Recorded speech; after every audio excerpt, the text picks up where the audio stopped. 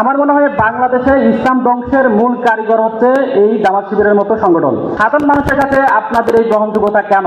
তারা কেন আপনাদেরকে ভয় পায়? শিবিরে যদি প্রথমে প্রশ্ন আসে তাহলে সে বিষয়গুলো সামনে আসে। ৭১ শিবিরের ভূমিকা, শিবিরের রক্ষাটা নারী নেতৃত্ব, শিবিরের গুপ্তসূত্র রাজনীতির বিষয়। তর্কের খাতিরে যদি ধরেই নেই ৭১ শিবির নিরপরাধ ছিল, আলবদর এবং ছাত্র সংঘের সাথে শিবিরের কোনো ধরনের সম্পৃক্ততা ছিল না।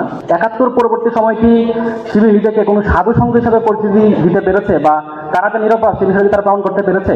শিবির সবসময় নিজেকে ইসলামের সংগঠন হিসাবে পরিচিতি দেয়। আচ্ছা বলুন তো, ইসলামের কোন জায়গায় বলা আছে যে ইসলামে মানুষ হত্যা করা যায়? ইসলামের কোন জায়গায় বলা আছে ইসলামে রক্ষাটা যায়? ইসলামের কোন জায়গায় বলা আছে জ্বালাও পোড়া করা ইসলামে যায়? আমার মনে হয় বাংলাদেশে ইসলাম ধ্বংসের মূল কারিগর হচ্ছে এই জামাত শিবিরের মতো সংগঠন। ছাত্রলীগ যদি জয় বাংলা বলে গাড়ি ভাঙচুর করে তাহলে সেটাকে বলা হয় লড়াই সংগ্রাম আন্দোলন। ছাত্রদল যদি বাংলাদেশ জিন্দাবাদ বলে গাড়ি ভাঙচুর করে সেটাকে বলা হয় লড়াই সংগ্রাম আন্দোলন। ঠিক তেমনি ছাত্র শিবির যখন নারায়ে তাকবীর আল্লাহু আকবার বলে গাড়ি ভাঙচুর করে তখন সেটাকে বলা হচ্ছে জঙ্গিবাদ। আমার প্রশ্ন হচ্ছে, সাধারণ মানুষের কাছে আপনাদের এই গ্রহণযোগ্যতা কেন? তারা কেন আপনাদেরকে ভয় পায়? তাদের সাথে আসলে জঙ্গিবাদের সাথে আপনাদের সম্পৃক্ততা কোথায়? RICL TMX, যুগের পর যুগ স্থাপনা থাকে মজবুত।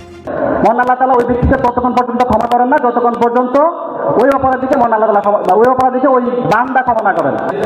আপনাদের হরতাল অবরোধে অসংখ্য মানুষ মারা গেছে, আপনারা যদি সেটাকে এবং অসংখ্য গাড়ি আপনার ভাঙচুর করেছে, আপনারা যদি সেটাকে নাও করে থাকেন, আপনাদের ঢাকা হরতালে অন্য কেউ গাড়ি ভাঙচুর করেছে, যার দায়ভার আপনারা কখনই এড়াতে পারেন না। এখন আমার প্রশ্ন, ইসলামে বলা হয়েছে কোনো মানুষের ক্ষতি করলে সেই ক্ষতির ক্ষতিপূরণ দিতে হবে, এদের সাথে ক্ষমা চাইতে হবে।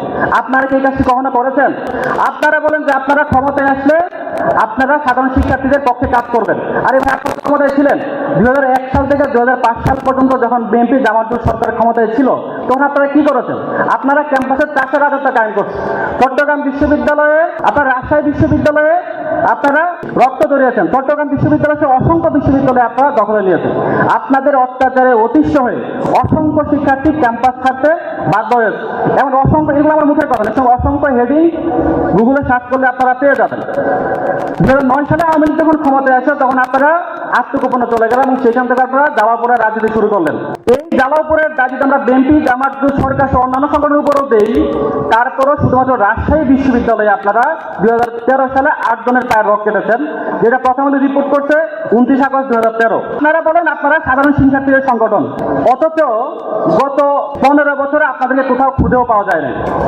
আপনারা এই গত 15 বছর বাম ডান দলের কাঁধে বর করে চলেছেন।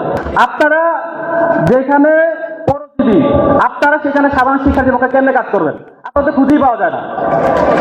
আপনারা বলেন যে সর্বশেষ যে জুলাই বিপ্লব আন্দোলন, আপনাদের ভূমিকা ছিল সবচেয়ে বেশি, অথচ আপনাদের কতজন আহত হয়েছে, কতজন নিহত সেই সংখ্যাটা আপনারা এখন পর্যন্ত প্রকাশ করতে পারেন নাই।